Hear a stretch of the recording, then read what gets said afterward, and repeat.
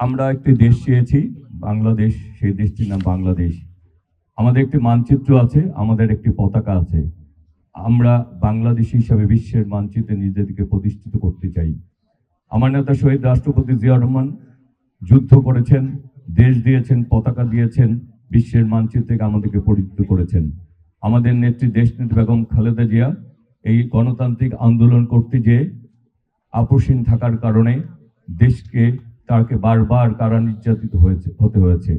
তিনি স্বামী হারিয়েছেন, গৃহ হারিয়েছেন, সন্তান হারিয়েছেন। মিথ্যা মামলা জর্জরিত হয়ে বারবার কারাগারে গিয়েছেন বিনা চিকিৎসার কারণে। আজকে তিনি মৃত্যুবরণ করেছেন। আমি তার আত্মার মাগফিরাত কামনা করি, শহীদ রাষ্ট্রপতি জিয়াউর রহমানের আত্মার মাগফিরাত কামনা করি। আমরা বলতে চাই, আমাদের নেত্রী দেশনেত্রী বেগম খালেদা জিয়া কখনোই কোনো স্বৈরাচারের সাথে আপোষ করেননি। তিনি চেয়েছিলেন বাংলাদেশের মানুষ তার অধিকারগুলি ফিরে পাক, বাংলাদেশের মানুষ তার গণতান্ত্রিক অধিকারগুলি ফিরে পাক। মানুষের কথা বলার অধিকার থাকুক, মানুষের ভোটাধিকার থাকুক, মানুষ যাতে সকলেই দাবি করতে পারে একজন নাগরিক হিসেবে তার যার অধিকার ছিল সেই অধিকারগুলি সে ভোগ করতে পারছে। সেই সংগ্রাম তিনি করেছেন, আপোষহীন থেকেছেন, যে কারণে বাংলাদেশের মানুষ আজকে তাকে তাদের গণতন্ত্রের নেত্রী, তাদের আপোষহীন নেত্রী, তাদের শ্রদ্ধার নেত্রী হিসেবে তাকে স্বীকৃতি দিয়েছে। আমরা সেই নেত্রীর প্রতি শ্রদ্ধা জানাই। আজকে আমাদের বিএনপির চেয়ারম্যান জনাব তারেক রহমান আগামীর বাংলাদেশকে গড়তে চান।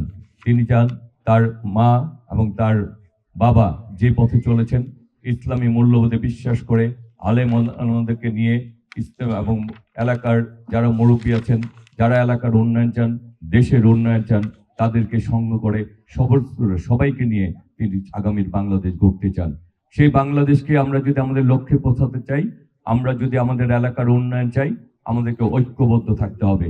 আমরা যদি আমাদের অধিকারটুকু বাস্তবায়ন না করি, তাহলে আমরা আমাদের দেশকে গড়তে পারবো না।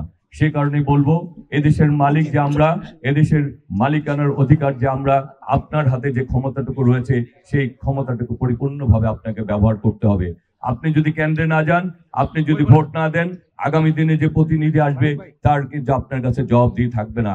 আমরা আগামী দিনে প্রতিটি ভোটের প্রয়োগের মাধ্যমে, বাস্তবায়নের মাধ্যমে আমরা চাই আগামী দিনে যে নির্বাচিত হবে, প্রতিনিধি হবে, সে এলাকার নেতা না, সে এলাকার সকলের সন্তান হবে, সে এলাকার সেবক হবে, সে এলাকার জবাবদিহিতার মধ্যে থাকবে।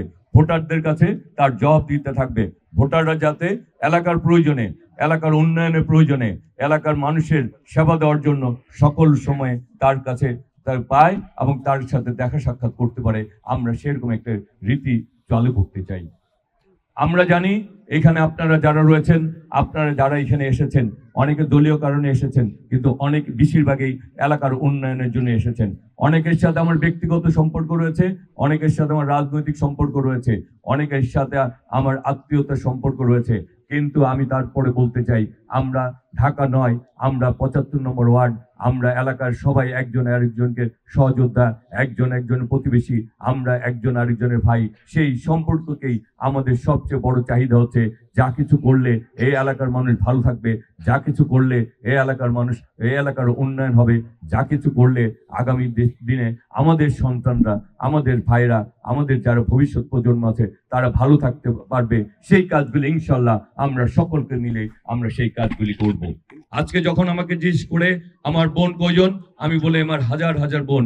আজকে যখন আমাকে জিজ্ঞেস করে তোমার অভিভাবক কয়জন, আমি বলে আমার হাজার হাজার অভিভাবক, যারা এদেশের ভালো চায়, সমাজের ভালো চায় এবং যারা বাংলাদেশের ভালো চায়, এবং আমি সকলকে নিয়ে আগামীর বাংলাদেশ এগিয়ে নিতে চাই। সেই প্রত্যাশা রেখেই আজকের বিদায় নিচ্ছি।